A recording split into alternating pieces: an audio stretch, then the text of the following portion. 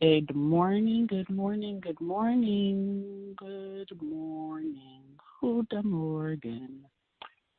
Thank you for joining me this morning for the 6 a.m. the Lord's Prayer. We are always grateful and glad that the Lord has given us another day on this earth to come before Him, another day to get up in His glory, in His splendor.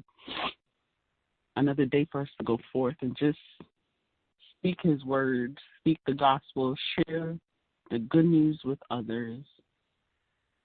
And we are ever so glad for another day in the land of the living. We thank the Lord this morning. We just thank Him. You know, I came out my house and I was standing by the door,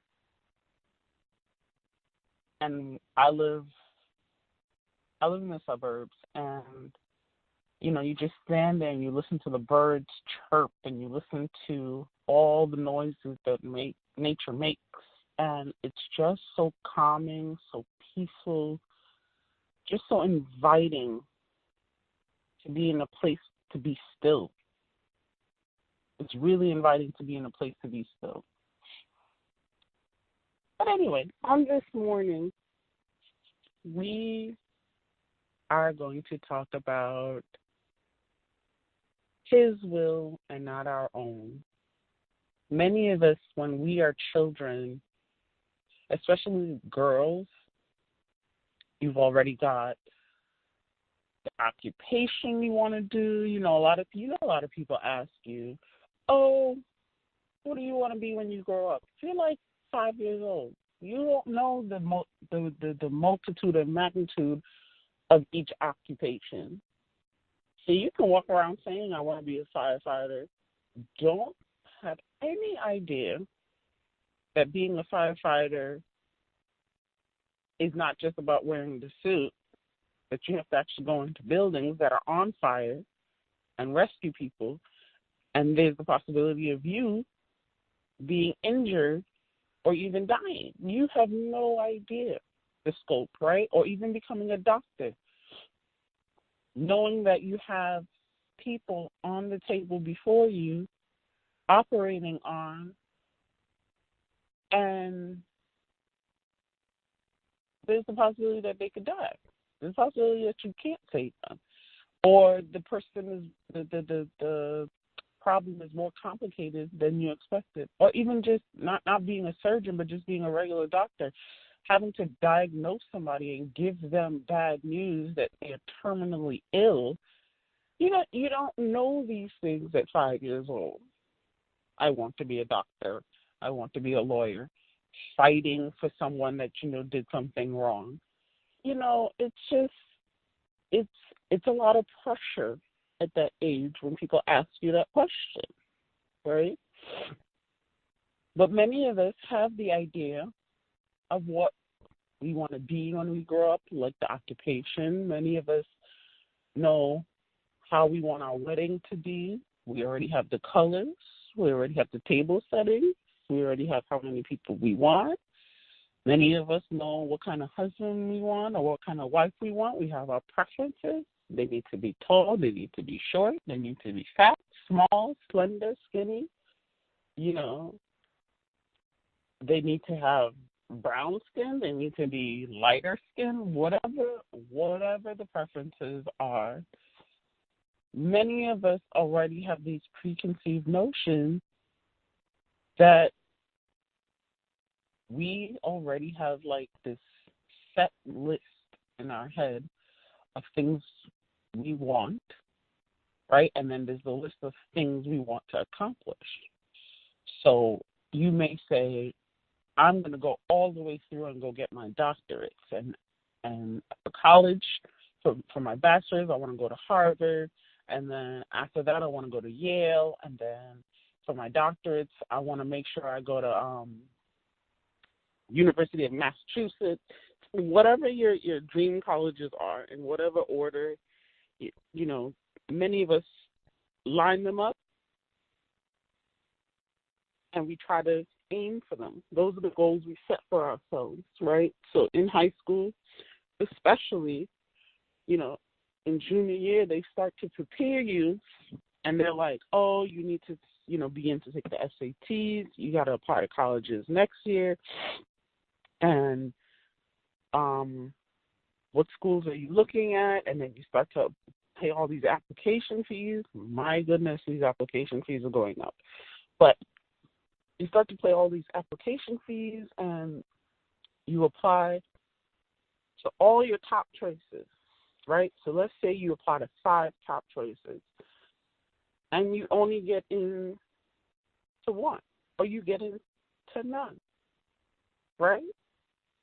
Now you have to go to, so you apply to the Harvard, the Yales, the John Hopkins, the, what's the other school called? USC, you applied to Columbia, you applied to all of these top schools. And now you're like, okay, so now I didn't get into any of these schools. I got to apply to a second round of school, right? So now you apply to the state schools. You apply to state colleges, because now you're like, well, if I don't get into those, I guess I might as well either stay close to home or apply to other state colleges that might be cheaper, right? So you may apply to a SUNY school, or you may apply to Penn State, or you may apply to Florida State University, or Arizona State University, wherever you want to go, but you start to apply to state schools, right? Now, what if you don't get into any of those? Now you're feeling more and more defeated, right? Because you're like, am I not good enough to make it into these schools?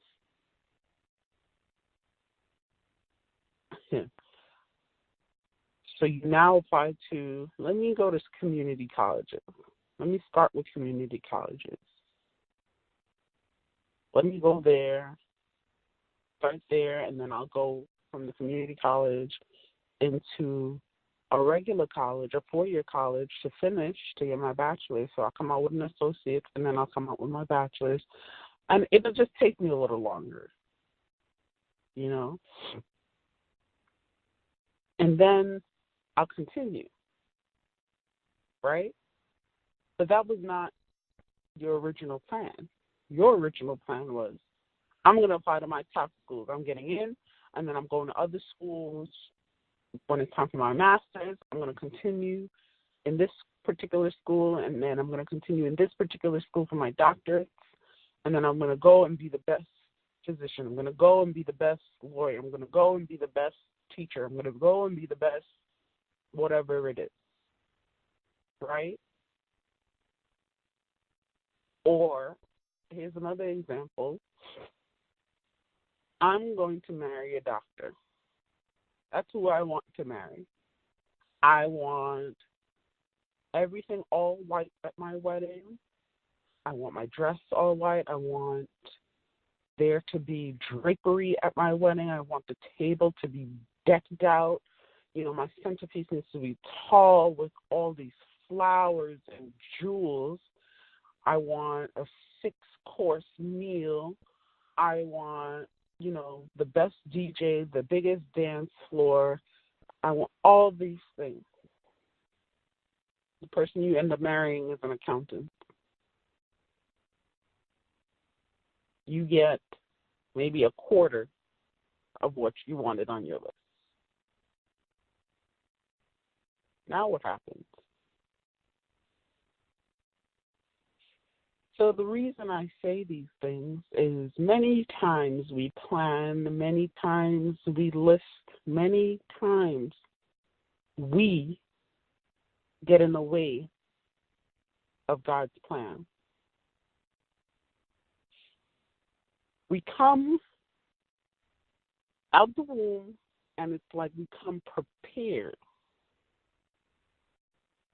You can call them demands. They're practically demands. You come out the womb, and we come prepared with demands. We come prepared with our lists. We come prepared with our own wants, our own desires, our own needs. we come prepared. But we haven't prepared ourselves for somebody else's wants and desires for our lives. We never, ever stop to say, what do you want from me? Right? No, we go through the difficulty of climbing the mountain to get what we want. And as we fall and get back up, and we fall and we get back up, and we fall and we get back up, we don't ever stop to say, is this your will for my life? We don't ever stop to say that. Why should we, right? That's probably what most of us think. Why should we? Your will can't be better than what I want. That's a lie. God knows the desires of our heart. What we don't realize is when we come into the kingdom, when we begin to submit ourselves over to Him and surrender ourselves over to Him, it's no longer our will. It's no longer our way, right? We are walking with purpose. So we can't allow purpose to marry that abusive doctor. We can't allow purpose to go to Harvard Medical School and get deterred from walking where God called you. We can't allow purpose to go and become this fantastic lawyer, fighting for those who have wronged so many. We cannot take God's purpose where God has no intention of it going. That's why we fall so many times and keep trying to get back up again to do what we want. But that is not the will of God. When do we stop to say, and not just say, but to actually do, I surrender all? Just last week on what's the holiday we just had? Good Friday. I'm preparing. Well, I dance at my church, and I'm preparing, myself to go to work because I went to work half day, and in me preparing myself to go to work, I said, okay, let me pack up all my stuff so that when I'm finished with work and I come home and I'm ready to leave, I can just kind of like grab things, shower, and go. And in preparing for the evening service, I was like, I really don't want to wear a skirt. Can I just wear some sweatpants? Like, that's what I want to do. I want to wear some sweatpants. I'm tired of wearing skirts. I want to wear sweatpants and a T-shirt, and that's it. And I clearly hear the Lord say, it's not your will, but it is mine. And I'm like, for a skirt? I said, all right. All right. You are right. It's not my will. It's whatever you want. As little as wearing a skirt to as big as not going to that particular school, going for that particular occupation, going to marry this particular person or dating this particular person. Whatever it is, if it's not in His will, it's to walk in obedience, right? Many of us set our own selves up for failure. I know you didn't want to hear that, but it's true. You know you're not supposed to be with that person, but yet you date and they cheat, and you push and you forgive, and you keep dating and they keep cheating, and you keep forgiving and you push until you get 6 years in, you either have a child or you come to your breaking point, or there's abuse that starts to happen, or you can't stand each other, right? But who asked you to go and sit with this person? Who asked you to go date this person? It was not in the will of God. It was not in his plan for you. This is where we need to, as Christians, begin to listen for what God is saying to many of us. Many of us like to get the word from the prophet. Many of us like to get the word from the pastor. How many of us actually sit still to hear the word from God? Vladell. Just said something there. If you can seek the word from the pastor, from the prophet, from whoever else, why can't you sit down to hear what the Lord has to say? He's the one speaking to them. He can tell you the same exact thing. The same exact thing.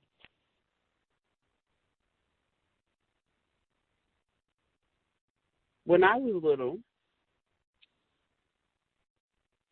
very, very little, when I was 5 years old, because God is a very funny God, the biggest comedian we got,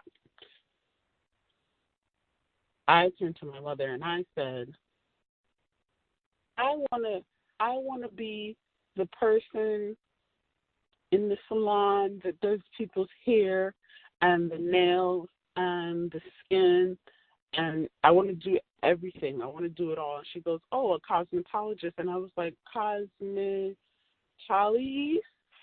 You know, because you can't say the big words, right?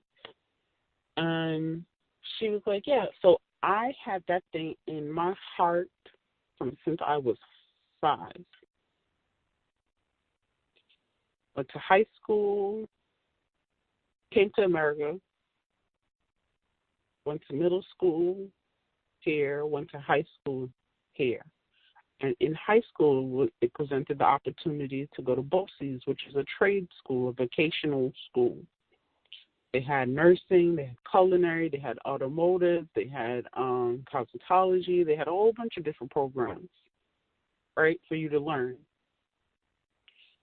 And something with my high school, they had an agreement that in your junior and senior year, you do half a day at high school, and then you do the other half at BOCES, and you still earn the credit. You earn 4 credits towards your high school GPA. So I only learned about it at the end of junior year, so I went senior year at BOCES. So basically, the high school pays for it, right, while you're there. So I went senior year, and then I took the next year and went and paid for it. Well, my mother paid for it.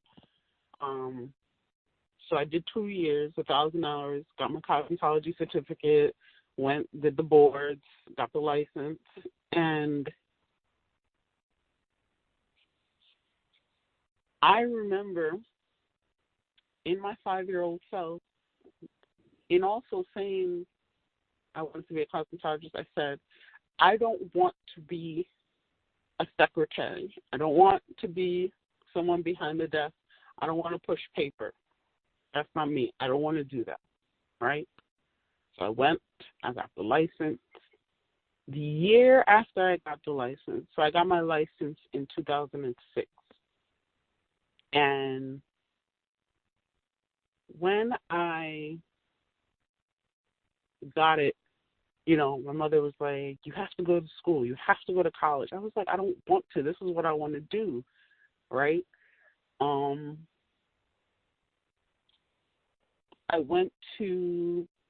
I signed up to go to state school, like a SUNY school. That fell through. And then last minute, I got into a city school, Lehman College, went to Lehman, started at Lehman, Then they had a work study program that the financial aid put me in. Went into the work study program. The work study program put me in the vice president for academic affairs and the provost, right, that office, the second in command from the president. So I went in there, and what was I doing? Secretarial work. Okay? Didn't y'all just hear me say, 5 years old, I don't want to push paper. All right. Secretarial work. That work study, when work study was over, or when I ran out of work study, which I think was after 2 years. No, actually, after that year, I ran out of work study. And what ended up happening was someone from the office left. I became a college assistant. So now I'm part-time, but working full-time hours. So I'm working the 40 hours, but I'm in a part-time title. I stay as a college assistant for 2 years. Now the people in the office, they're like, yeah, you take this test, and then you become civil service, and you apply, and then you're like permanent, and they can't fire you, and whatever. Okay. Take the test. 2 years later, take like the computer part of it, and then get on the list and score pretty high. And then my department, the same provost office, hires me as a CUNY office assistant. So a full-time title, civil service, full benefits, everything, right? I stayed there for that's a lie. Stayed there from 2009. Stayed at Lehman College in that title from 2009 until 2014. So I was at Lehman doing administration work, just that I didn't want to do, for 7 years, right? If you count the work study, it was 8 years. Now, I leave there, I go to another CUNY school, and I continue to do administration for another 4 years. So I say all of this to say, where is the cosmetology? I do people's hair here and there on the weekends, on days, on times that I have free, which is apparently less and less nowadays. But, I'm able to do my own hair. I haven't been to a salon in years. Since 2000 actually, I haven't been to a salon in a long time, probably since I got my license. But the point is, I had my own plans to become this great cosmetologist. Even had an interview with Ellen LeVar. And I don't know if you guys know who Ellen LeVar is, but Ellen LeVar does the hair of the editor-in-chief for Essence Magazine, Susan, I forget her name. She always wearing the braids. Venus Williams. She does all of these celebrities' hairstyles. Had this interview with this woman. Well, not with her probably directly, but, to be an assistant in her shop, right? So I would be in the presence of her. And on my way to the interview, I have all my stuff. They want you to do a pin curl set. They want you to do rollers, blow it out. They want you to style the hair. They want to see like your range. On the way to the interview, she's in Manhattan, 70s, on the west side. I vomit in my lap of how nervous I am. I vomit. And I call up the salon and I'm like, yeah, I don't think I'm going to make it. And I never looked back. I never went back. I never rescheduled. I never at all. I just said, forget it. It's too much pressure, right? Because for me, it's like you mess up somebody's hair in front of this lady. Like, you're You're it. At that time, I was like, you're it. Just when it comes to hairstyling, this would be the ultimate opportunity.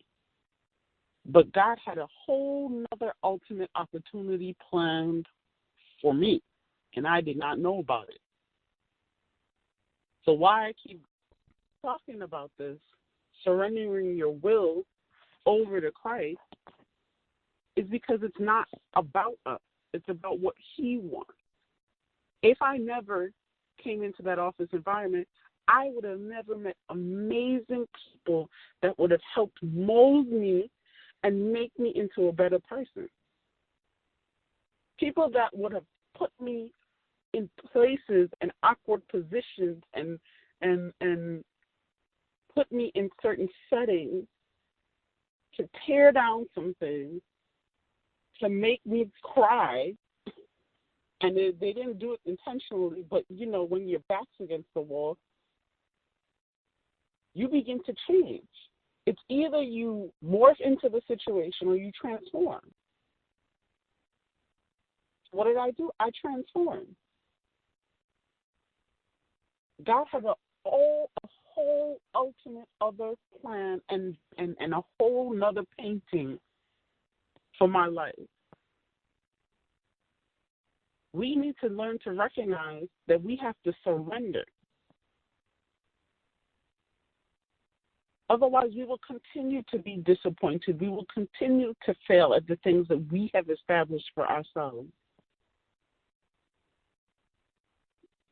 No matter how hard you work to make your own desires come true, no matter the amount of effort and forward thinking that you put in to what you want to succeed, if it's out of God's will, it's not going to happen.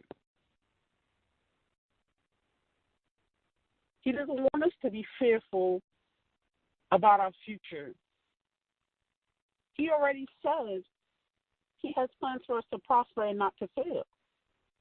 That alone, so nowadays, I sit and I go, I know you have plans for me to prosper and not to fail. So this right here is not going to fail. Because He told me to do this. And I need help. Give me some direction. Send me someone to help me. Send me someone to enlighten me. Send me help. You call for the things that my hands touch to be a blessing. So nothing that I touch would ever turn to silver. It should turn to gold. Right? Our dreams and our aspirations are not necessarily bad desires, but God ultimately knows what's best for us. And He determines where we go and how our whole life unfolds. But we have to be ready, willing, and available to surrender ourselves over to Him, to surrender our plans over to Him. Right? Although I may never have become this great hotshot cosmetologist, I can do my own nails, I can do my own hair, I can maintain my own skin. I don't have to go spend the money on the supplies and the service. I can just go get the supplies and do it myself. Right? Or when I have children, I can do their hair myself. We have to be willing to let God lead, to get out of the driver's seat and to be a passenger in the vehicle of Christ. Really and truly. Begin to embrace God's will for you. Right? But what do we need to have in order to do that? We got to have faith to know that He knows better. Even though what it seems like and what it appears to be in front of us, He knows better. Stand on the Word of God. We can't see from His perspective. We're not up there. We are not all knowing, all powerful, and all seeing. Absolutely not. Right? Nothing in his will is meant to harm us. The Bible even talks about using things that were meant to harm us for our good. We don't know that the steps that he's taking us, the way it's unfolding, things may look dismal to the natural eye, but we don't know where he's taking us. As it begins to unfold, you go, oh, I never in a million years thought I'd be dancing in church. I went to ballet when I was young. I danced in high school, and that was it. Now it's like a whole nother ball game, right? But where he's bringing you will also bring you joy. Not to play on my name, but it will also bring you joy. Like there will be this peace of knowing I don't have to think about this. This is for God to think about. You have a plan for me. You have been bringing me to this particular place. And I have faith that you're going to take care of me because you take care of your children. Now you sit in a joy. You put on that garment of praise, right? Continue to ask for strength. Remember, he promises to put his glory and strength on display. So if you can remain strong even when you don't see it, what else do you need?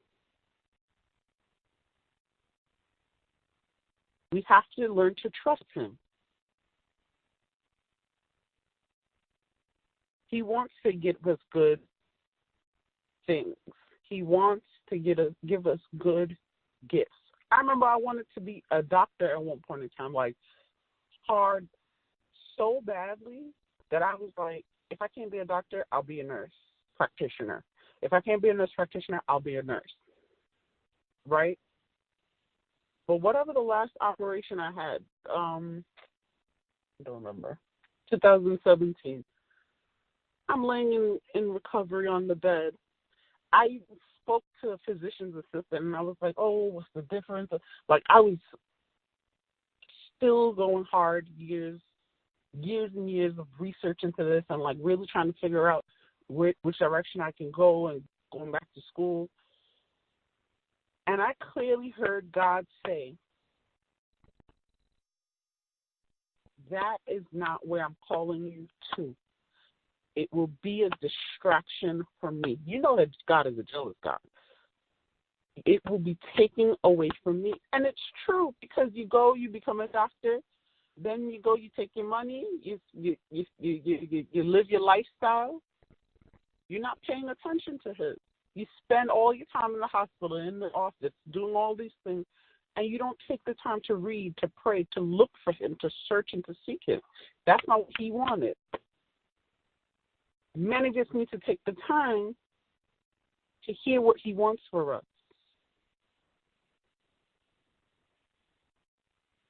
It's hard to submit to change. It's hard to submit to disappointment. It's hard.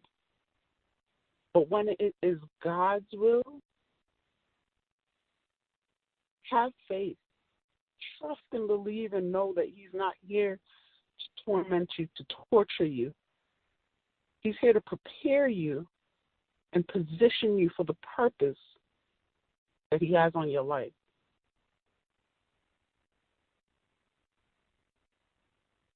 I hope that this was a blessing to someone on today. I did not mean or intend to talk the whole time, but that's what happened. God moves in His own way. Someone out there needs to know to trust and believe. Hold on to the word that God gave you. No matter how dismal it looks, no matter that your finances doesn't show, no matter what the situation appears to be right now, there's a whole door that already opened that God is waiting for you to walk through. My God, that's for somebody. There's a whole door that is already open, but God is waiting for you to walk through. He's already prepared you for that door. Your purpose is behind that door. Have you positioned yourself to walk through it? My God. My God.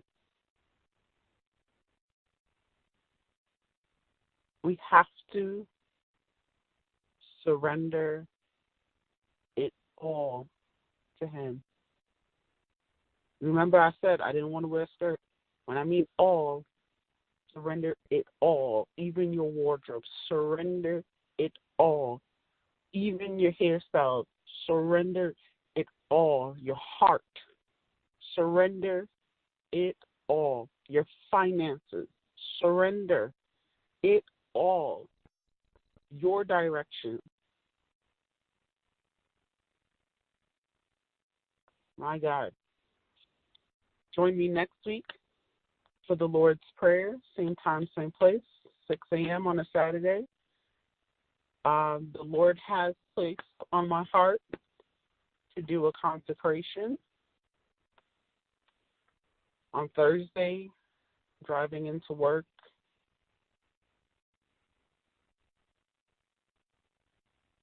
He placed on my heart to prepare for Pentecost. And, well, at least it appears to prepare for Pentecost. As I counted the 40 days, it leads up to Pentecost. So I will be starting this Tuesday, going until the 9th of June. And from 6 a.m. to 6 p.m., if you want to join me, you choose what you want to do. I know I was giving my specific instructions myself, but you choose what you want to do. Whether you're going to give up a meal, whether you're going to give up meals, whether you're going to give up TV, give up cursing, give up something, or whether you're going to read more during the 6 a.m. and 6 p.m. hour or pray more, but something sacrificial that you're not accustomed to doing, right? So spending more time with God intentionally during the 6 a.m. and 6 p.m. hour for the next 40 days. I'm going to put out a flyer hopefully today. And every morning at 6 a.m. for 15 minutes, he will be giving me a word or a prayer for those 40 days. So I will, if you access my Facebook page, so my name is Joy, Joy, last name Hampson, Hampson. If you access my Facebook page, the flyer will be on there. So it's going to be for 40 days, starting Tuesday, every morning at 6 a.m. It will also be Facebook Live at 6 a.m. on the line and on Facebook Live at 6 a.m. to about 6:15. And mind you, I will be in commute, so God bless this whole situation. He will have his way, though. And we will be consecrating. You choose what you want to do from the 6 a.m. to 6 p.m. hour. I was given my own specific instructions. And we will be blessed in the name of the Lord. And what we will be talking about, is going to another place. This thing has been, the last month has been in my spirit of going to another place in God, going to another place. So for 40 days, we're going to talk about going to another place. So join me on Tuesday, 6 a.m. to 6:15, either Facebook Live or on the phone. And on Saturdays, it will be from 6 to 6:30. That will still be the same. It's a half an hour, even though today we went over a little bit. Saturday will still be 6 to 6:30. I pray that somebody was blessed and encouraged on today. And know that giving up your way is not death. It feels like it, but it's not death. There's joy that comes with it. There's freedom that comes with it. So be encouraged on today. Tell somebody.